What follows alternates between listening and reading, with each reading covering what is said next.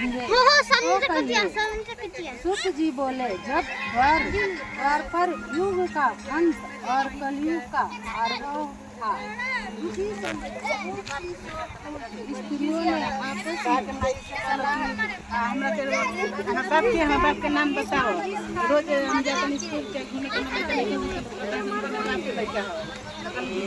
के बाबू रहने रहने रे कसो रे सुनुआ रह जा के पटपट चली लइका माने अपन लिया के चलो धीरे धीरे चलो की देखा तो पहले उल्टा करते दी के जीवित रहे क्यों को उल्टा काहे कर कुछ नहीं कर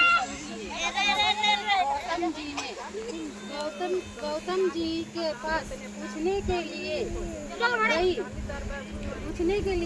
जब चार स्त्रियों जब उनके पास पहुंची तो उस समय गौतम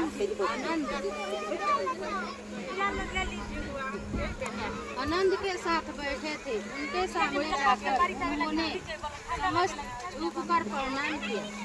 अंतर स्त्रियों ने पूछा, हे प्रभु, इस कलयुग में लोग के पुत्र किस तरह से जीवित रहेंगे?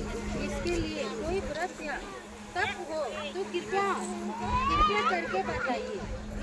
कितना जंग गौतम जी बोले, आपसे मैं वही बात करूंगा जो मैंने पहले से सुन रखा है। गौतम जी ने कहा, जब महाभारत युद्ध का अंत हो गया तब गौरपुत्र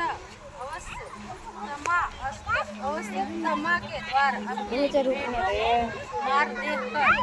मरा देखकर जब पांडव बड़े पुत्र के शोक से व्याकुल होकर द्रौपदी अपने सखियों के साथ ब्राह्मणों ज्येष्ठ धर्म के पास गया और उनसे धर्म से कहा, हे वीरेंद्र, कौन सा उपाय करने से बच्चे हो सकते हैं? आप कृपया करके ठीक करिए। धर्म बोले, सत्य वचन बोलने वाला, सत्याचरण करने वाला, सामदर्शी जीवित वाहन नाम का एक राजा था। एक बार वह अपनी स्त्री के साथ अपने ससुराल गया और वहीं रहने लगा।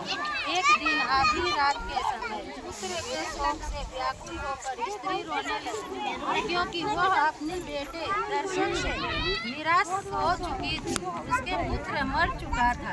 वह रोती हुई कहती थी, हाय मुझ बूढ़ी माता की शांति, मेरा बेटा मर जा रहा है। उसका रुदन सुनकर राजा जीवतवाहन का तो मन हृदय व्याकुल हो गया।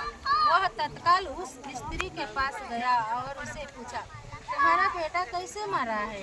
बूढ़ी ने कहा, प्रतिदिन